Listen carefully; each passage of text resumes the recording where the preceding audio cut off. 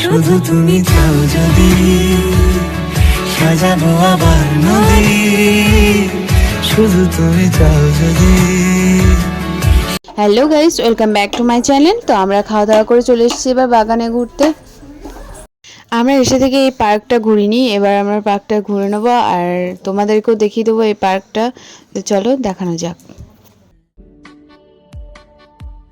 तरसती है निगाहें मेरी, तकती है राहें तेरी, चाहिए पनाह तेरी, ये कैसे मैं बताऊं तुझे। सोती नहीं आंखें मेरी, कटती नहीं रात मेरी।